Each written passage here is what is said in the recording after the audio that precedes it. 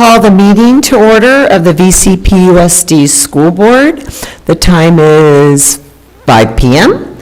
and we have a quorum is present. Is there any consent? Is there any comment on the closed session agenda? Nobody's here to comment today. Okay. So we will adjourn into closed session.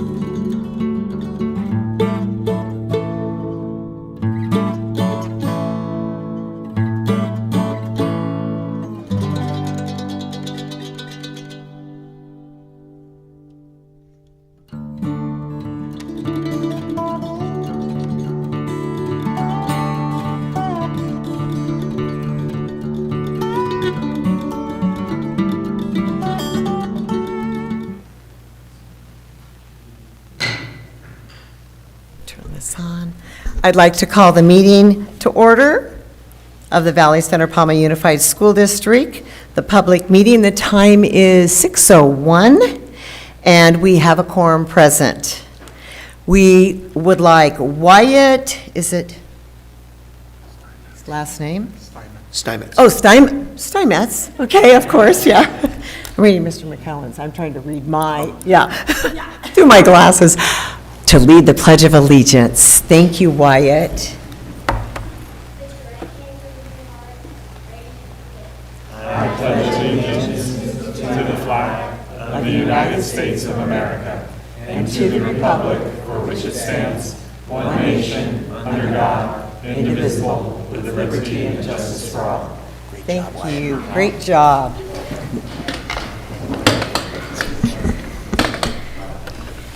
There is nothing to report from our closed session, so we'll move to the approval of our agenda, additions, deletions, and corrections. We have no changes. Yes.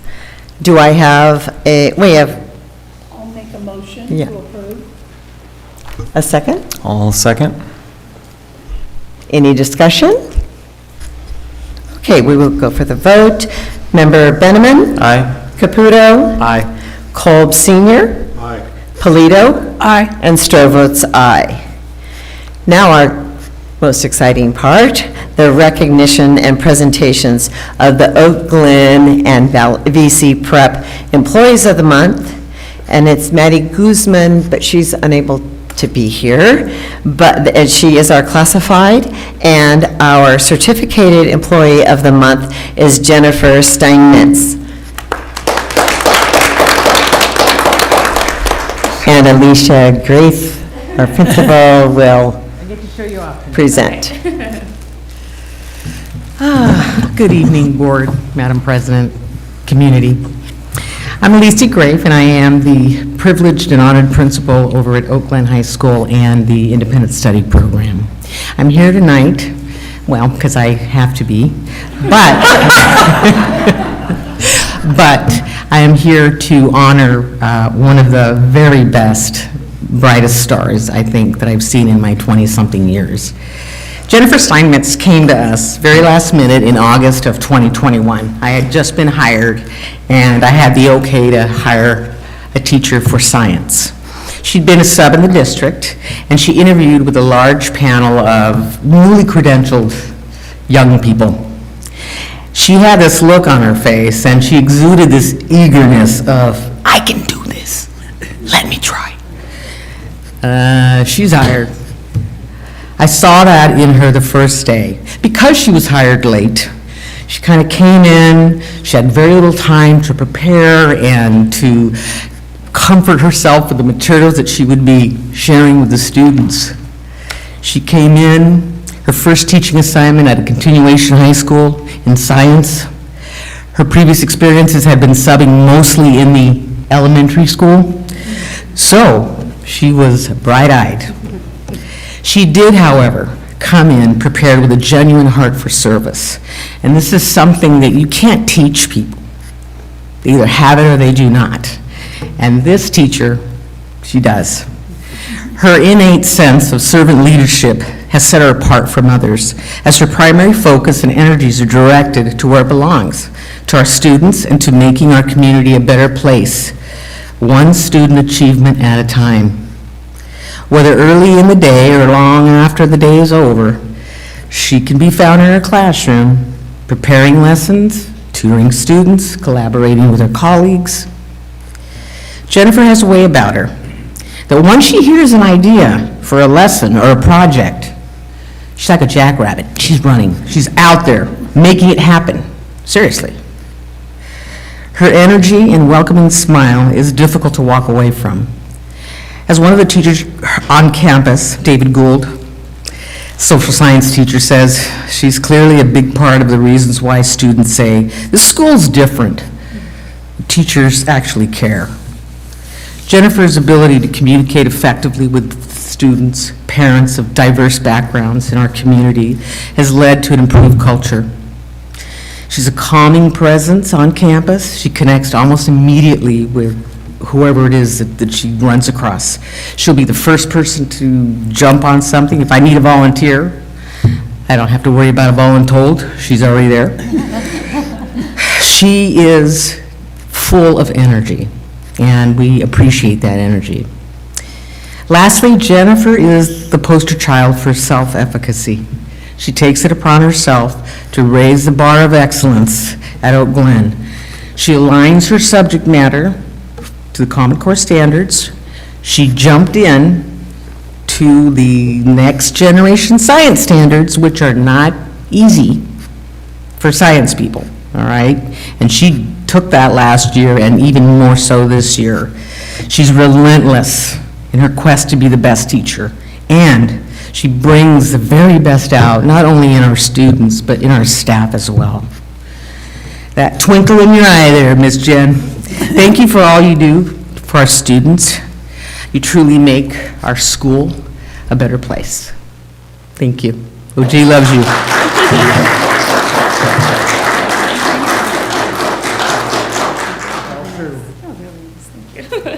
And Jennifer, this is. I get one more. Yes, come on up, both of you come on up here. And this is on behalf of the school district and school board. You're in the middle. You grab your I'm plaque. gonna take two, so smile. There. 1, 2, 3. Okay, one more. 1, 2. Thank you. Congratulations. Thank you very much. You guys, do you want to? Okay. I was told I was speaking when I got here. I just want to say thank you to all of the people that I work with. You guys are really amazing and wonderful. I feel very supported. It makes it really easy for me to come in and do my job. I can honestly say I stepped out of my comfort zone, and I'm so glad I did. So, where's Aaron Rogers at? I saw him. Thank you for that phone call, and I'm so glad I said yes. So thank you, guys.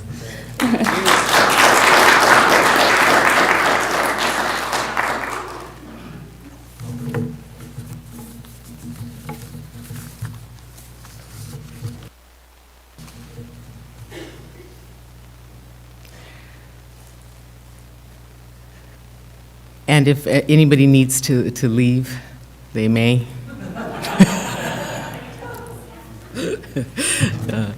I am here, as I said, as the honored privileged principal at Oak Glen High School and VC Prep.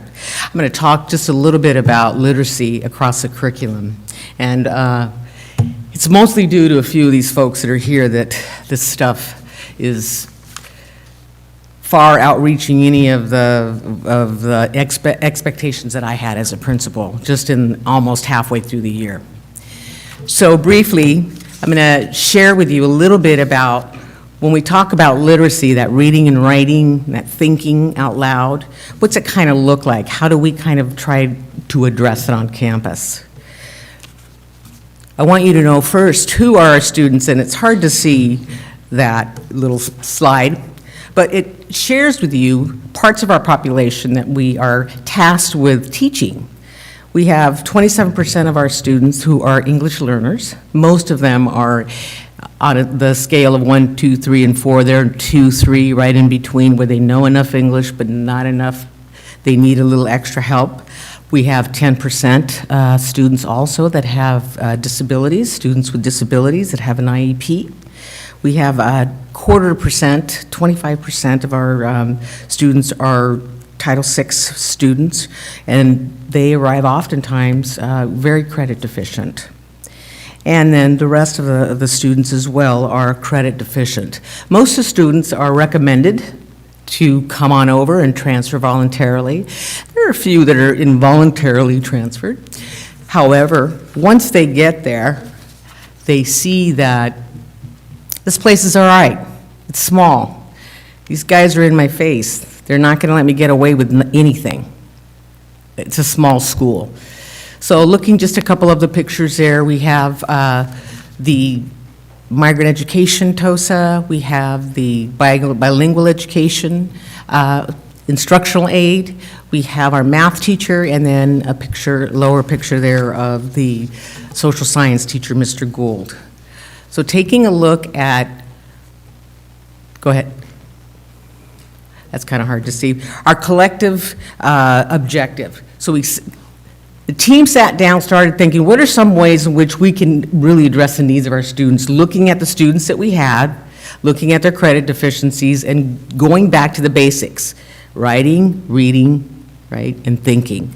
They decided that, you know what, it's basically about bringing these students into a point where they can be competent in the reading, writing, listening, and speaking. And this way, they can contribute to the community. So we are in the middle of what they call a Western Association Schools and Colleges accreditation. So we were tasked with reflecting what's happening academically at your school. How are you serving those kiddos? So, next slide. Taking a quick look at that, they ask us, what are you doing continually to address these? Address any of the academic needs? Firstly, we started thinking, so what's our goal here? What are we trying to do? Well, we want to increase the language skills and acquisition to increase the ability of successfully passing required coursework. Most of these students didn't fail because they didn't really try. Most of them had difficulty accessing the material in order to try. So, busting it down even further, standard aligned material, sharing templates as a school, and we are small, so it is a little bit easier to task everybody with saying, hey, let's try to all do this. Let's work on this together. And this team is as cohesive as you can be. And then lastly, we'll just monitor, see how it goes. So what they decided to do was to take a couple of different strategies and include them in every single subject matter classroom. We have 3 different ones. This way, we can get all of those skills, speaking, writing, listening, speaking, in one sort of swoop. Social science, math, English, science, and electives use these 3 sort of what we're going to call instructional strategies. The first one is the Cornell note-taking. And I did have some handouts, and I unfortunately forgot those. The Cornell note-taking process makes it easy for students to take the big ideas and make questions to help themselves understand and remember, so their comprehension builds. It helps them summarize, review, and reflect the material. The second piece that they all decided to do was using the summary writing template. The district has rolled out in the past couple of years, as I was told by one veteran teacher, different instructional strategies that they had hoped that teachers would pick up and begin to use in their classrooms. The summary writing template prepares the students with like a map or an anchor. So the 11th grader walks in, he doesn't know how to summarize. Well, how do I do that? Well, let's take a look. Let me show you something. Graphic organizer, it teaches them, asks them the right question, they fill in the blank, so to speak, but it is an anchor, so it helps them in the future when they think, I gotta summarize something. Oh yeah, I remember. Following those steps. This is used in English, it's used in science, it's used in social science. It's on their classroom walls. It's used in assignments. They see it in every classroom. And then lastly, we have a collective kind of a what they call a vocabulary scaffold. And as you know, a scaffold, what it does is helps build up to the next step. And that's the same thing with each of these 3 strategies. There's steps in which the students can take to get to the next step, because most of them can't jump from one to the next level. And these are who, what, when, draw me an image. And that's what the following picture is of those examples. And as I said, go ahead, click that. Thank you. Those are a couple of the samples, and one of them is from English Learner. These strategies are unbelievably powerful with these kids because they are now connected with a bilingual aid on my campus that can help them translate it into their Spanish language, and all of a sudden they get it. And the confidence that these kids have, you ask any one of these teachers, is unbelievable.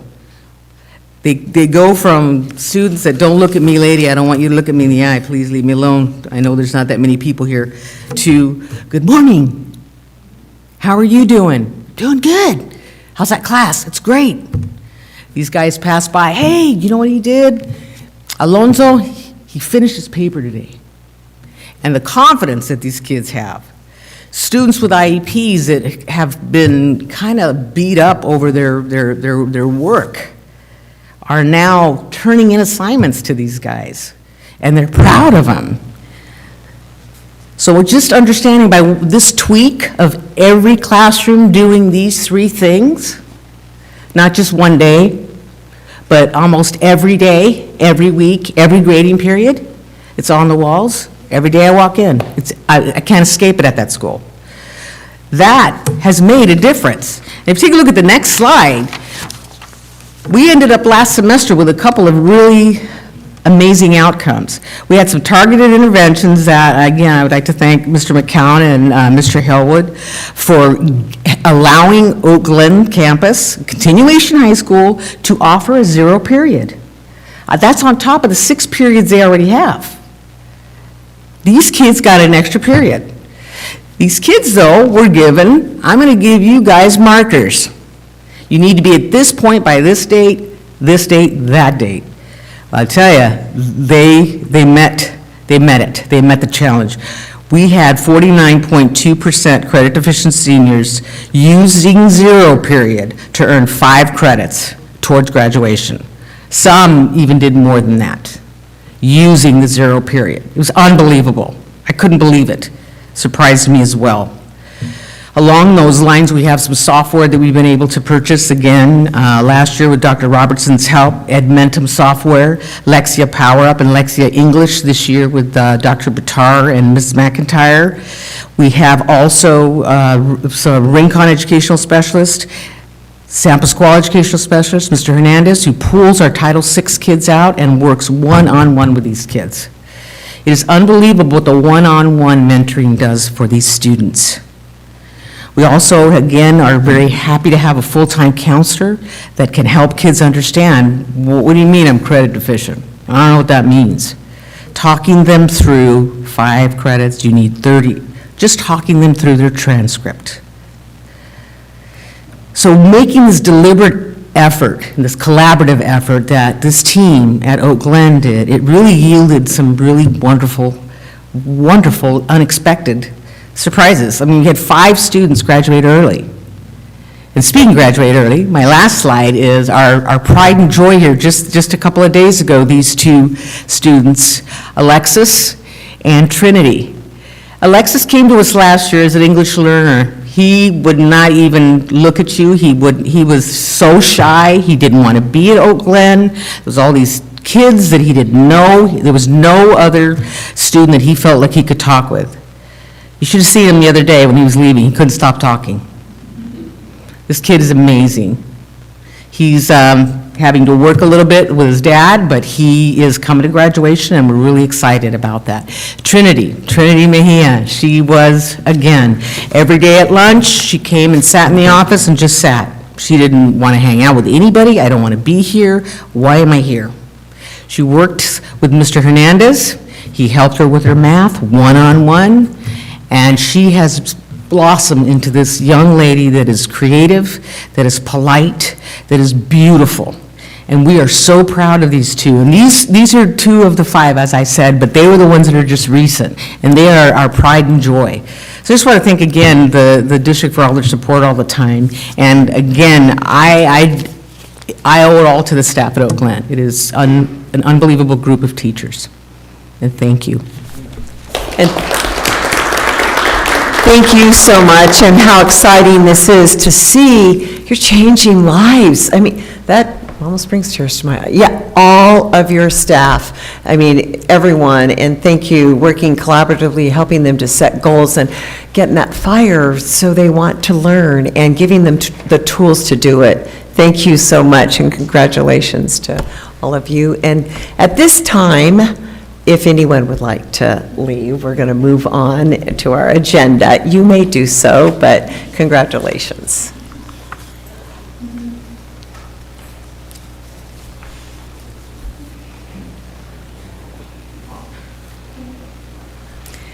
And with that, we will move forward onto our consent agenda.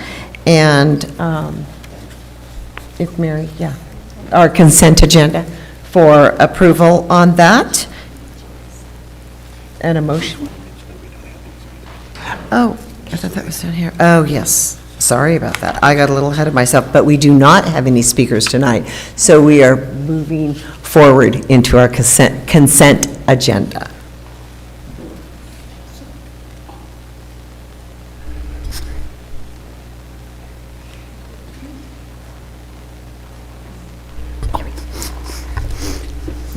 I was tasked with reviewing the POs. I have my questions answered, and so I move that to approve the consent agenda along with the updated personnel record.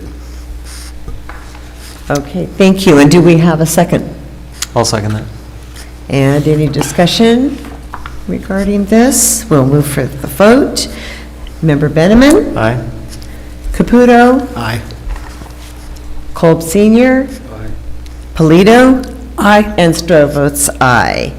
Moving forward into the Superintendent's Division, Superintendent McCowan's report. Thank you. All right. Well, we've had a very exciting month here for the mid of January to February. My first picture there, I've got a slide that's Poetry Out Loud, which is put on by Crystal Reinick here at the high school. She's been doing this for quite a few years. It's quite the event on campus. The kids get to go down and watch our students compete against each other. Here you can see we have two, Alex and Jose there on the outside that were competitors. In the middle there we have our co-winners who tied, Sadie Stevens and Savannah Gainsborough. And then our runner-up was Camille Consiglio.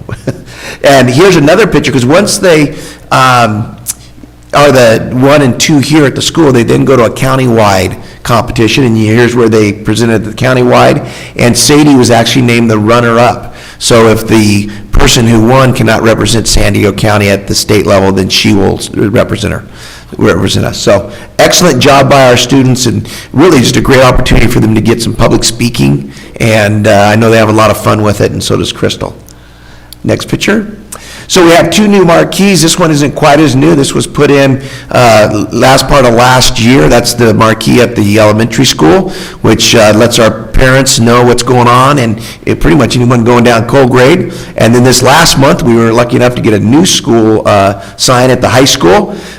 You can see that the weather is on there. We're working right now to get the rest of it all on so we can put our students of the months and different activities coming on. And last week, they finally were able to redo the electric, and even the Valley Center sign up on top lights up. So it was made that way, but it hadn't been lit in quite a few years. So thanks to our M&O department, and high school has a very beautiful sign, and we can advertise some of the great things going on campus. And just for Black History Month, we have a Martin Luther King quote here. "I have a dream that my 4 little children will one day live in a nation where they will not be judged by the color of their skin, but by the content of their character." And we'd like that for all people in our nation, to be judged by their character and not anything else. With that, that's the superintendent's report for the month of February, and I'll turn it back over to you, Julie. Thank you very much. And I got to sneak in on that, the poetry at the end, and it was, I'd never attended that. It was amazing. The variety, it was just really a pleasure to see, and all the students there, and the huge variety of what was being presented. It was great. So if you've never done that, go, because it's a great, unique event. All right, so moving forward into our board, as we will conduct a second reading of the following revised board policies and administrative regulations, and it's BP 3540, BP 3460, AR 3460, BP 5131.7, and AR 5131.7, BP 5142, AR 5142, and BP 0450. And these were brought before the board for the first reading on January 19th, 2023. Do I have a motion? Also move. And a second? All second. Okay, and for the vote, Member Benjamin, Aye. Member Caputo, Aye. Member Kolb Senior, Member Polito, Aye. and Member Stroh votes aye. Educational Services, Local Control Accountability Plan, that's our LCAP mid-year update and planning by our Assistant Superintendent, Mark Hellwood. Thank you, President Stroh, members of the board, Superintendent McCowan, staff, and guests. We can take a look at the next slide. Tonight, I will be presenting an overview of our next steps for our District Local Control Accountability Plan, or LCAP, including an overview of a timeline for development of our 23-24 district plan.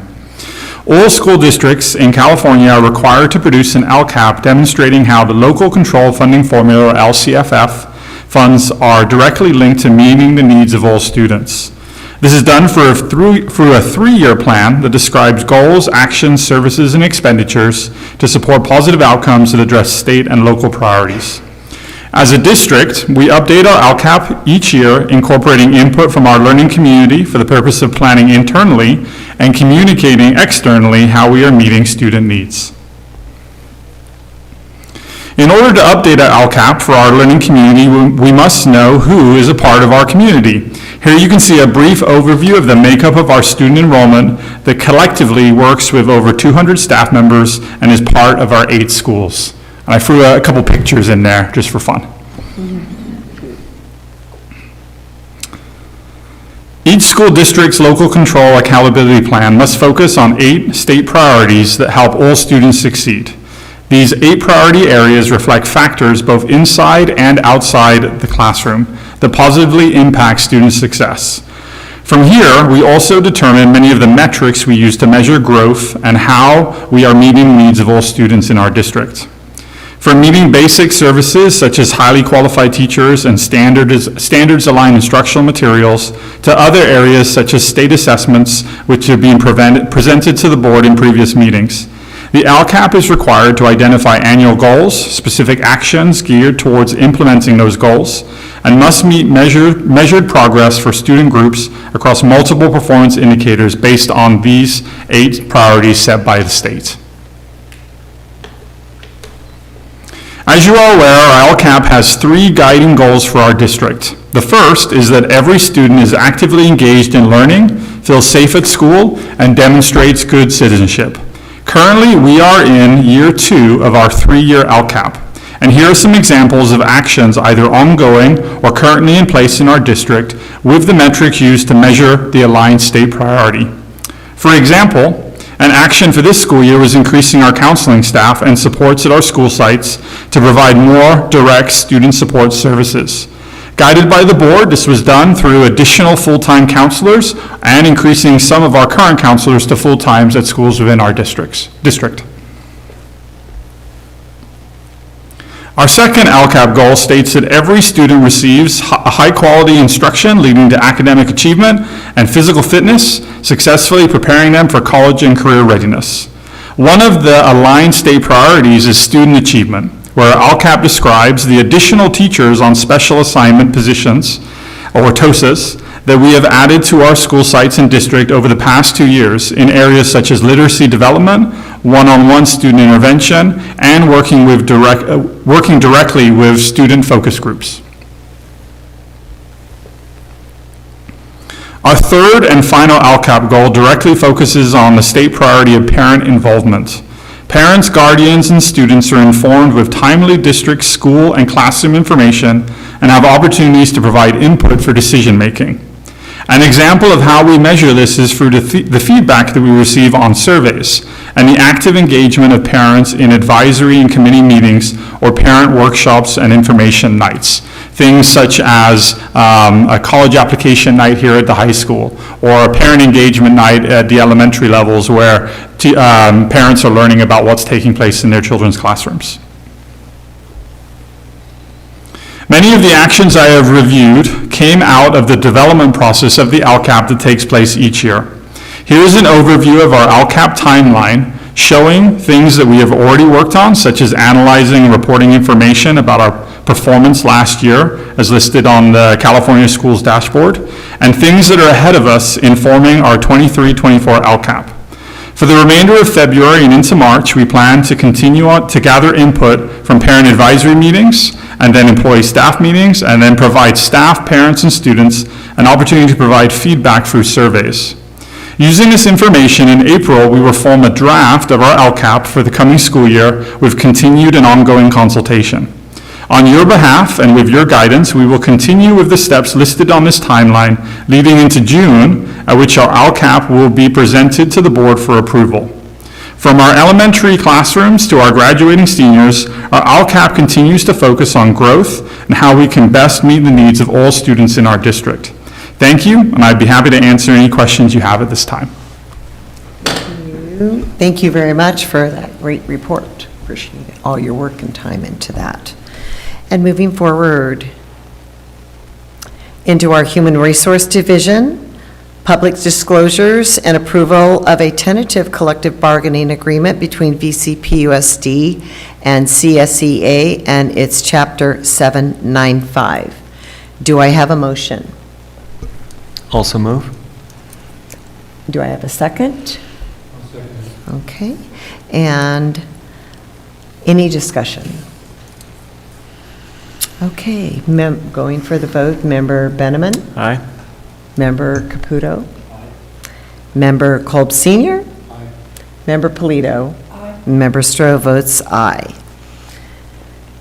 One-time payment of 1% off salary for management, certificated management, classified supervisory, classified confidential employees, with the exception of the following: Chief Business Officer, Assistant Superintendent, Human Resources, Assistant Superintendent, Educational Services, and Superintendent. Do I have a motion? Also move. Benjamin? Do I have a second? Okay, great. And any discussion regarding this? No. Okay, let's go for the vote. Member Benjamin? Aye. Member Caputo? Aye. Member Kolb Senior? Aye. Member Polito? Aye. And Member Stroh votes aye. C, bus driver recruitment incentives. Memorandum of Understanding between VCPUSD and CSEA and its Valley Center-Pauma Chapter 795. Do I have a motion? So moved. Do I have a second? All second. And any discussion? Okay, for the vote, Member Benjamin? Aye. Caputo? Aye. Kolb Senior? Aye. Polito? Aye. And Stroh votes aye. CSEA side letter agreement for employment retirement early notification incentive. Do I have a motion? Also move. Okay, thank you. And a second? All second. And any discussion on that? Good thing. And let's vote. Member Benjamin? Aye. Member Caputo? Aye. Member Kolb Senior? Aye. Member Polito? Aye. And Member Stroh votes aye. Our salary range change for 3 confidential positions. Do I have a motion regarding this? So moved. Thank you. And a second? All second. Member Benjamin? And any discussion? No discussion? We'll go for the vote. Member Benjamin? Aye. Member Caputo? Aye. Member Kolb Senior? Aye. Member Polito? Aye. And Member Stroh votes aye. Advanced planning. Next regular meeting will be March 9th, 2023, BCHS Media Center, 31322 Colgrade Road, Valley Center, California 92082. There will be a half-day governance workshop on Tuesday, March 7th, 2023, between 1 and 5 p.m. at the district office, room P17. at 28751 Colgrave Road, Valley Center, California, 92082. Adjournment. Also move? Good, okay, and a second? I'll second. Kudo seconds. And any discussion? This is a quick time Yeah, for us. this might be a very quick record. For us. Good. So moving forward, Member Benjamin. Aye. Member Caputo. Member Kolb Senior. Member Polito. And Member Stroh votes aye at 6:30? I think that's a record. Meeting is adjourned. Thank you.